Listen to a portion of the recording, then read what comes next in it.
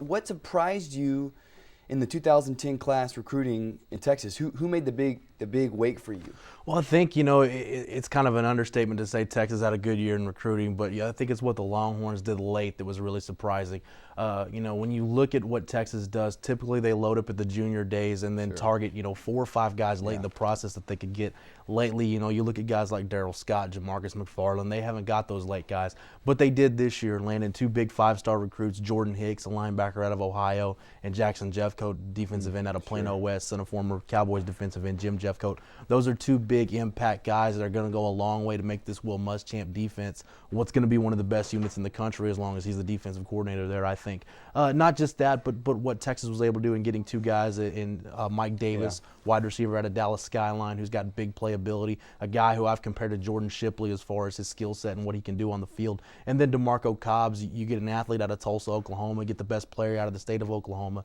So that's not only big going across the Red River and getting a big head-to-head win against Oklahoma like that for Texas, but when you look at what Cobbs brings to the table as a potential running back, maybe a safety, maybe he plays some wide receiver, just everything he brings as an athlete, it was a huge pickup for Texas. So just the way Texas was able to finally get those big guys late, it was kind of a change and a nice change to see Texas Longhorn fans to see Mac Brown and his staff do that. Also in the state of Texas, I was really impressed with what Texas A&M did on the offensive line. Texas, they didn't have a plan. The Longhorns didn't go after a lot of offensive linemen. They got 2 commits early from Dominic Espinosa at Cedar Park and Trey Hopkins from Galena Park North Shore. But what A&M did, they got a guy who I think if everything plays out right, and I know it's a little premature to say it, but they've got a guy who I think is going to be an all-pro left tackle in Jake Matthews, son of former Houston Oilers Bruce Matthews. Bruce Matthews is a Hall of Famer, and Jake Matthews has everything you want in a franchise left tackle. 6'5.5", 280-plus pounds, a great feet, tremendous athlete for the position, plays with a nasty streak. So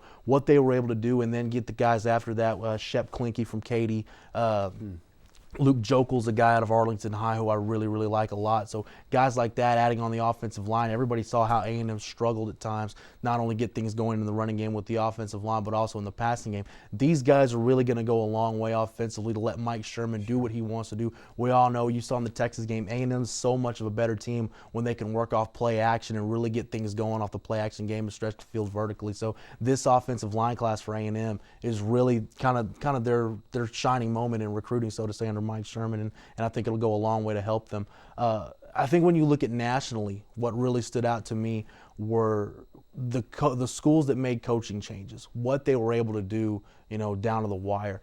You look at USC and the big coaching change, and I wasn't a big fan of Pete Carroll leaving and going to the NFL. I think when you've got a situation like that, unless he knows what's coming down the pipe from the NCAA, that's a golden situation. So for him to leave and Lane Kiffin to come in and hold on to some guys late, and then you add guys into the mix, you add a Markeith Ambles and guys like that, you hold on to Kyle Prater and Robert Woods and some of those other big-time guys. They have a commitment right now from Chantrell Henderson, the #1 offensive lineman in the country, could be a real big player for them if he ends up signing his letter of intent and making it to campus. So that's what, I was real impressed with what USC was able to do. Florida State, to me, is really a story that not a lot of people are talking about. Sure. But you look at what the Seminoles were able to do, what Jimbo Fisher did. Everybody looks at Florida State needs to continue to add those big-time playmakers on the defensive side of the ball. You think back to those great Bobby Bowden teams and those Mickey Andrews defenses in the 90s, and they had big-time players constantly putting guys in the NFL. And I think they landed 3 with LaMarcus Joyner, a cornerback out of the state of Florida, Jeff Luck, a linebacker,